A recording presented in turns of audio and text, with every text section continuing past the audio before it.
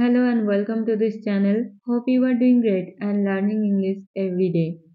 আজকের ভিডিওতে আমরা শিখতে চলেছি তিনটি খুবই গুরুত্বপূর্ণ অ্যাডভান্স ইংলিশ স্ট্রাকচার এবং প্রতিটা স্ট্রাকচারের সাথে থাকছে 8টি করে এক্সাম্পল। সো দেরি না করে চলুন ভিডিওটা শুরু করা যাক। যাই হোক না কেন আমার বলা প্রয়োজন। যাই হোক না কেন তোমার যাওয়া প্রয়োজন। যাই হোক না কেন আমার জানানো প্রয়োজন। এই ধরনের বাক্যগুলো আমরা আমাদের ডে টু ডে লাইফে অনেক বেশি ব্যবহার করে থাকি, রাইট? তো চলুন দেখা যাক এই ধরনের বাক্যগুলো আসলে ইংরেজিতে কিভাবে বলতে হয়।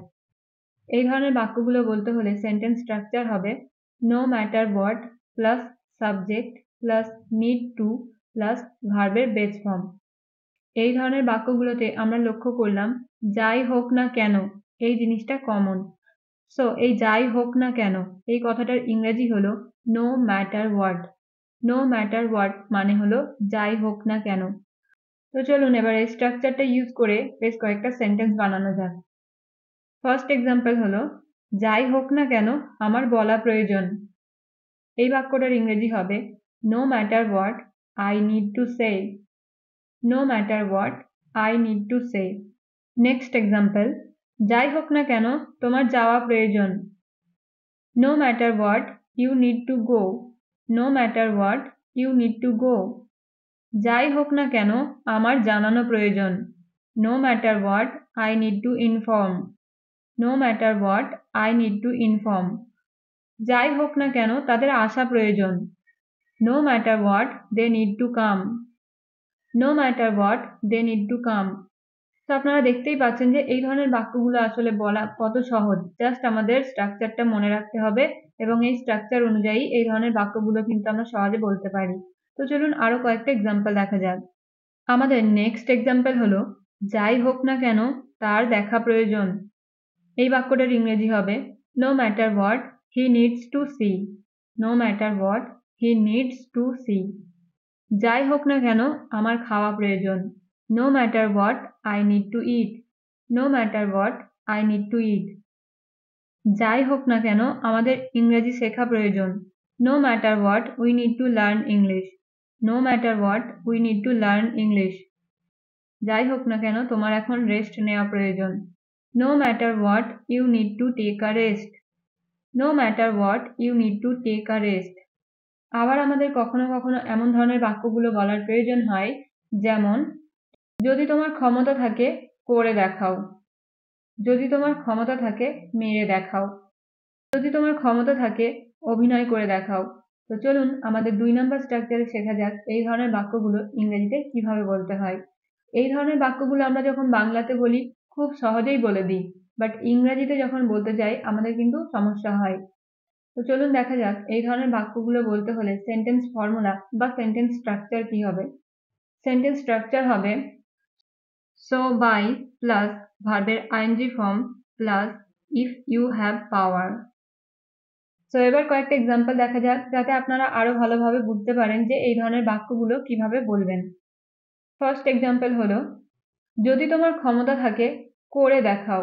এই বাক্যটার ইংরেজি হবে show by doing if you have power. Show by doing if you have power. Next example যদি তোমার ক্ষমতা থাকে ছুঁয়ে দেখাও। Show by touching if you have power. Show by touching if you have power.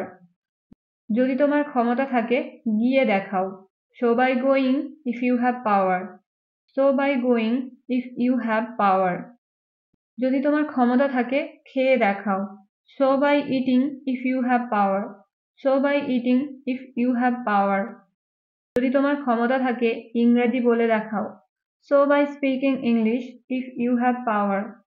Show by speaking English if you have power. যদি তোমার ক্ষমতা থাকে মেরে দেখাও। Show by beating if you have power. Show by beating if you have power. 3 number স্ট্রাকচারে আমরা শিখতে চলেছি এই ধরনের বাক্যগুলো, যেমন আমি কখনো কখনো তার সাথে কথা বলি। সে কখনো কখনো বই পড়ে। আমরা কখনো কখনো ফুটবল খেলি। এই ধরনের বাক্যগুলো আমাদের বলার প্রয়োজন হয়, রাইট? তো চলুন এবার শেখা যাক এই ধরনের বাক্যগুলো আসলে ইংরেজিতে কিভাবে বলতে হয়। আমরা দেখলাম এই ধরনের বাক্যগুলোতে যে জিনিসটা কমন সেটা হলো কখনো কখনো। এই কখনো কখনো এটা ইংরেজিতে বলতে হলে আমাদের ইউজ করতে হবে অ্যাট টাইমস। অ্যাট টাইমস মানে হলো কখনো কখনো। এই ধরনের বাক্যগুলো বলতে হলে সেন্টেন্স স্ট্রাকচার হবে sentence plus at Times. So এবার এই স্ট্রাকচারটা ইউজ করে কয়েকটা এক্সাম্পল দেখা যাক। ফার্স্ট ওয়ান ইজ আমি কখনো কখনো তার সাথে কথা বলি। এই বাক্যটার ইংরেজি হবে I talk to her at times. I talk to her at times. সে কখনো কখনো বই পড়ে। He reads books at times. He reads books at times. আমরা কখনো কখনো ফুটবল খেলি। এই বাক্যটার ইংরেজি হবে We play football at times. We play football at times. আমার বোন কখনো কখনো টিভি দেখে। My sister watches TV at times. My sister watches TV at times. তুমি কখনো কখনো আমাকে কল করো। You call me at times. You call me at times.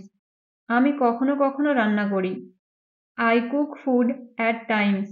I cook food at times. আমরা কখনো কখনো একসাথে কলেজে যাই। We go to college at times. We go to college at times. আমি কখনো কখনো ফুচকা খাই। I eat water balls at times. I eat water balls at times. So আজকের ভিডিওতে আমরা কিন্তু অনেকগুলো সেন্টেন্স বানানো শিখলাম। বাট এই সেন্টেন্সগুলো ছাড়াও আপনারা চেষ্টা করুন নিজেরা নিজেদের মতো সেন্টেন্স বানিয়ে প্র্যাকটিস করার। এবার আপনাদের প্র্যাকটিসের জন্য এই তিনটে স্ট্রাকচার থেকে একটি করে সেন্টেন্স রইল। নাম্বার 1, আমি কখনো কখনো বাজারে যাই। নাম্বার 2, যদি তোমার ক্ষমতা থাকে অভিনয় করে দেখাও। অ্যান্ড নাম্বার 3, যাই হোক না কেন তোমার জানা প্রয়োজন। এই তিনটি বাক্যের ইংরেজি কি হবে আপনারা কমেন্টে জানাবেন। So that's it for the video. আর হ্যাঁ, যদি ভিডিওটা ইউজফুল মনে হয় অবশ্যই লাইক, কমেন্ট এবং বন্ধুদের সাথে শেয়ার করবেন। See you soon. Till then, stay happy and keep learning.